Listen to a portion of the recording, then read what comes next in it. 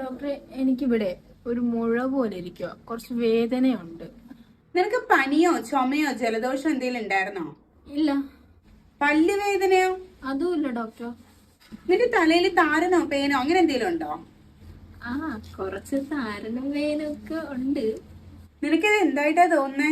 ഇതുപോലെ ക്യാൻസർ ആണോന്നും ഒരു സംശയമുണ്ട്. എടാ, നമ്മുടെ ശരീരത്തിലെ ഏത് ഭാഗത്ത് ഇൻഫ്ലമേഷൻ ഉണ്ടായാലും, അതായത് നീർക്കെട്ട് ഉണ്ടായാലും, അതിന്റെ തൊട്ട് സൈഡിലുള്ള ലിംഫ് നോഡുകൾ അഥവാ കടലകൾ തടിക്കാൻ തുടങ്ങും.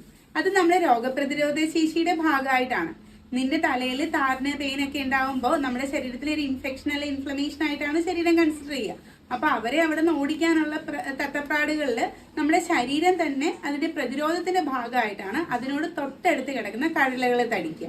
അതായത് നമ്മുടെ കാലിലൊക്കെ ഒരു മുറിവ് വന്നാൽ അതിന്റെ തൊട്ടടുത്തുള്ള ലിംഫ് നോഡാണ് നമ്മുടെ ഹിപ്പ് ജോയിന്റിന്റെ ഇടയിൽ വരുന്നത്, അതായത് നമ്മുടെ കാലിന്റെ മടക്കിന്റെ ഇടയിൽ വരുന്നത്. അവിടുത്തെ കടലകൾ തടിക്കുന്ന പോലെ കാണാൻ പറ്റും.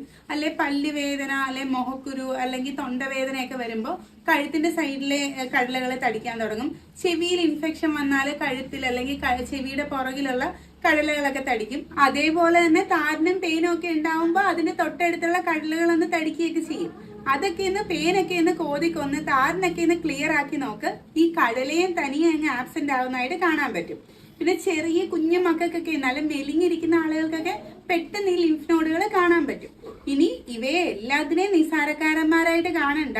അതിന്റെ സൈസ് ഓരോ ദിവസവും കൂടി വരികയോ, അല്ലെങ്കിൽ നമ്മൾ വല്ലാണ്ട് മെലിയുന്നുണ്ടെങ്കിലോ, അല്ലെങ്കിൽ രാത്രി കാലങ്ങളിൽ പനിയും വിറയലും ഒക്കെ അനുഭവപ്പെടുന്നുണ്ടെങ്കിലോ, അല്ലെങ്കിൽ ഇത് ഒരുപാട് വർഷങ്ങളായിട്ട് മാറാതെ ഉണ്ട്, അതും ഓരോ ദിവസവും ഇതിന്റെ സൈസ് കൂടിയാണ് വരുന്നതെങ്കിലൊക്കെ ഒന്ന് കാണിച്ചേക്കണം, കൺസൾട്ട് ചെയ്തേക്കണം. മറ്റെന്തെങ്കിലും പ്രശ്നമാണോ എന്ന് ചെക്ക് ചെയ്തേക്കണം.